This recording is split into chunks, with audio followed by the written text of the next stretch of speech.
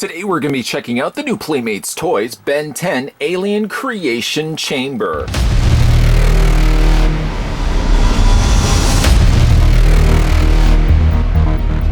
It comes with 4 alien figures. You can create many unique combinations, and it also includes a storage compartment as well.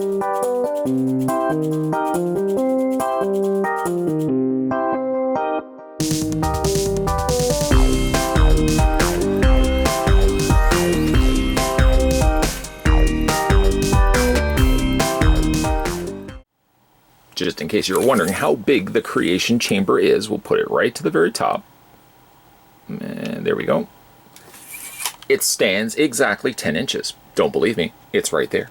Switching that over to centimeters, if that is your thing, then the creature chamber stands at 25.5 centimeters in height.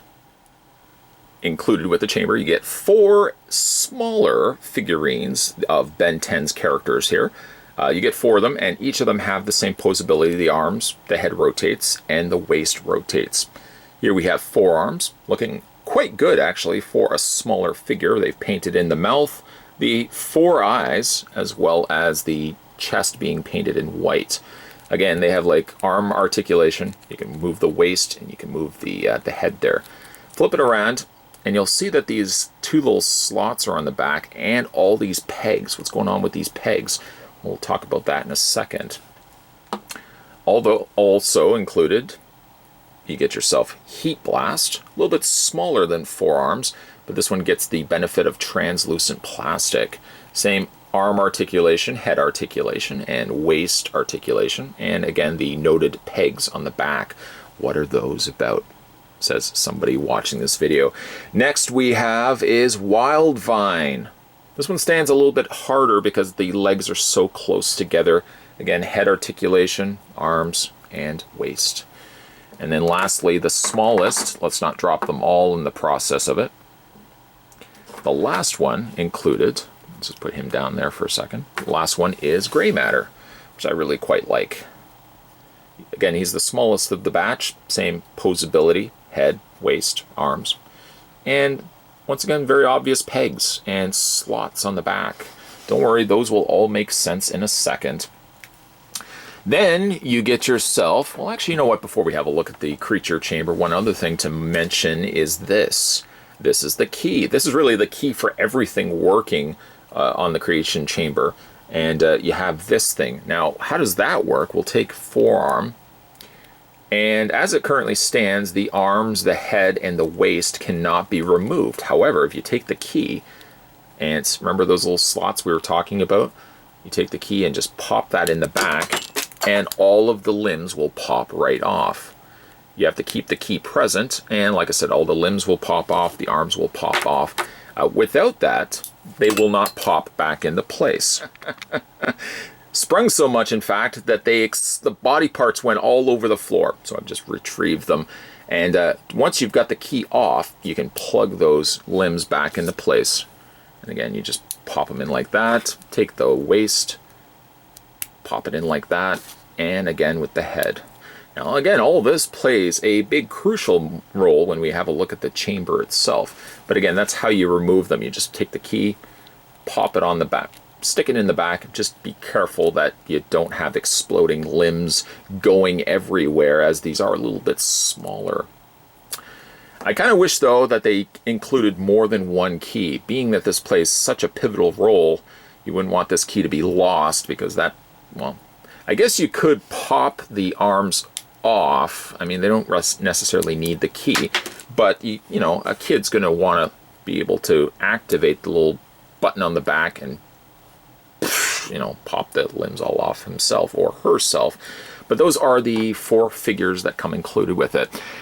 Now let's have a look at the creature chamber, which consists of actually 5 chambers, 4 individual spinning chambers on the sides, and then 1 focal chamber in the middle. This is where you're going to put the torso.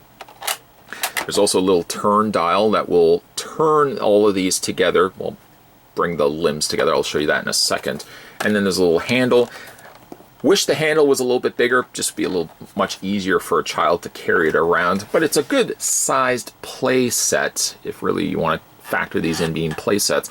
I know the one question you're probably asking though is, for such small figures like this, you really wouldn't want them to get lost. Where do you put them when you're carrying this around? Playmates has thought about that. Little button on the back, you pop this off, and then there's a section where you can display all your body parts. So again, we just take the key. I'm going to very carefully not pop all the pieces all over the floor. I'm just going to put that in place like that. Pop off all the limbs. There we go. And then once you've got the limbs in place, you can just simply see these little tabs. Those tabs will fit in just like that. You can collect the heads up at the top. You can collect the arms onto the sides. There's forearm. I'm just going to do it with forearm for the time being. There we go. You can put his torso in the middle, and then you can put the legs down below. And there's, again, a little section where you can keep all of them. The only thing that sits relatively loose, though, is the torsos. I wish the torso could, you know, stay in place a little bit more, because, again, that's the only thing that isn't staying in place. Everything else, all the other limbs, stay perfectly in place, especially when you're going to be carrying these around. So let's go ahead and pop the limbs off the other characters. Again, we're just going to use that key in the back. You don't necessarily need to use the key, but it makes things a lot easier than having to pull off all the limbs yourself. I'm going to go ahead and grab gray matter, do the same thing, pop those all off. You have to keep the key in place for all the limbs to just fall off as they do. And then finally we'll do the same thing. Just pop that in the back of Wild Vine. And all the limbs will pop off. There we go. All right. So now once we've got all the component pieces, now we can have a look at the chamber itself. So like I said, it's made up of 4 spinning sections and 1 center section. This will be the area in which you're going to be putting the torso. So let's say, for example, we want to use Heatblast's torso. Remember how there was those little tab points on the back? There's a little tab section right here, and you're just going to take the torso and snap it into place. You just have to line up everything. There we go. And then you've got the torso in place. You can go ahead and actually close these. You don't need those open. And then we're going to go ahead and add the legs, the head, and the legs. The key to making this work is you're going to want to have, let me just show you here. We'll grab, who do we want to grab? You know what? We'll grab gray matter. So there's a little tab point, but the key for this to work is this little tab here, this little peg, you want to have this facing out. That's the same on all of them. You want this peg to be the last thing facing outward. So when you put them in, you're going to put them in basically, in this case, upside down. If that makes any sense. Let's go ahead and grab, who do we want to use for the head? How about we use Heatblast, or how about we use forearm, I should say. Again, the peg has to be facing outward, so you're just going to plug that into place. The only thing that's confusing is the arms. This side will be the right arm, this side will be the left arm. So we will take, let's say we take one of forearm's arms here. And again, you want to have this so that it is, see, the peg is facing this way. That plugs in just like that. There we go. And how about for the other arm, we are going to use another gray matter arm. And I just want to make sure I grab the right arm here. There we go. And that's going to plug in like this. You want the hands to be facing up, and you want the peg to be facing out. So that's the easiest way to remember which way it goes. So now, if you see here, we've got a head, we've got arms, we've got a torso, and we've got the legs. Now you will repeat these steps with all 4 slots. See how these wheels spin? You can put the 4 different characters inside. So actually, why don't we do that? We're here anyways. Let's go ahead and plug in Heatblast's legs. We'll spin it again. And we will take forearm's legs. Slot that into place. And last, but certainly not least, we'll take Wild Vine and we'll plug that into place. So I took the liberty of already adding all the legs, all the arms, and all the heads. The only thing that you can't add multiples of is the torsos. And again, you just open this up. You can only fit 1 torso at a time. So that being said, now it's just a matter of picking which pieces you want to put together.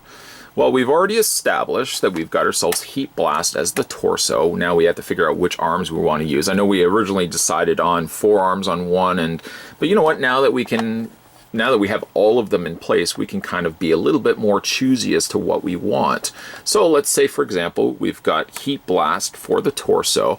Let's say for the legs, we're going to use gray matter. And again, it's just a simple case of spinning the disc until you get the desired leg that you want. The one that you want to be using, of course, is the one that's going to be facing inward. So gray matters is right there. That's going to be the leg that's going to be attaching to the torso. Same thing for the arms. I'm going to use forearm on one, and I think for the other one, I'm going to use Wild Vine. Now we just got to pick ourselves a head. So we have the options of forearm, Heatblast, Wild Vine, and gray matter. And I think gray matter probably would be a little fun head to put in place. So now we've got the head, the arms, and the legs. The only thing we have to do now is turn the disc that will bring all the limbs together. And this is pretty cool. So turning the disc, watch what happens here. I'm turning the disc, and you can see it's bringing the arms, bringing the torso, and bringing the head and the legs all together. And just like that, you've now got yourself a finished creature. The only thing you want to do now is eject it. Now, ejecting it, when you press the button, it's supposed to pop out. I don't find it always pops out, and sometimes it ends up just falling down the bottom here, but I think it's a case of just how hard you press the button. Let's give it a try. So we're going to go ahead and press the button, and out through the front, we've got ourselves now our completed creature. And in this case, we've got ourselves Heatblast, the torso, forearms as one arm, Wild Vine as the other arm, and head and lower half are both from gray matter. And that's a really neat looking creature that you designed yourself. And you can simply repeat the processes by putting in a new torso. So let's go ahead and do that. We'll do it with one other example. Let's grab Wild Vine. Wild Vine, we're going to pop in his torso. I find the hardest part is actually just getting the torso in place. Might be easier actually if you had it on a tabletop. There we go. So we got Wild Vine there. We can close those doors. And let's once again pick our arms. So I'm going to use Heatblast for one of them. And what are we going to use for the other one? Well, we don't want to use another Heatblast. Let's use gray matter. For the legs, I'm going to go with forearm. And then for the head, I think I'm going to go with a Heatblast head. Okay, so we got our head, the arms, the legs, and of course the torso in place. So we're going to turn the dial, which is my favorite part of this. Turn the dial, bring everything together. You'll hear it click, and then you can go ahead and eject the creature. Now this one just happened to fall out the bottom, but we will just slide that up. I think a lot of that is key to how hard you press the button, depending on how much it will pop then out the front door. And there we have ourselves another creature. Just showing you the difference between the first one that we made and the second one that we made. You can see how all the alien figures in different combinations can give you different results. The Playmates Toys Ben 10 Alien Creation Chamber is a fun way for kids to mix and match and create their very own Ben 10 alien creations. The fact as well, you get 4 alien figures means that you have 4 different opportunities to come up with your own creations. Playmates Toys are also selling standalone 2-packs, so you can expand on the existing 4 that come with this set. And with the storage compartment located on the back, it means you can carry all the limbs and everything that you need until you're ready to build your next alien. The only thing I wish that this set could have had was better storage on the back for the torsos. It's about the only thing that, from a limb standpoint, sits a little on the loose side, and you might find, and more importantly, you might hear your torsos moving around a little bit when you're carrying this on the go. At least, though, at the very least, Playmates Toys has thought out a way of storing all those limbs until you're ready to make your next alien creation. If you're interested in picking this one up for yourself, the Ben 10 Alien Creation Chamber, as well as the standalone expansion 2-packs, should be now available in retail stores and toy stores alike. Today, we were having a look at the Ben 10 Alien Creation Chamber. If you wanted to go back and have a look at some of my other Ben10 reviews, and I've done a fair bit actually on this channel, there's a playlist called Ben10 Reviews. Best place if you want to check out all the other stuff that I've reviewed up to this point. And future reviews of Ben10 will also be there as well. If you guys haven't also had a chance, hit that little subscribe button down below. More videos certainly will be coming your way, so stay tuned for that. Thanks for watching, guys. I'll see you next time.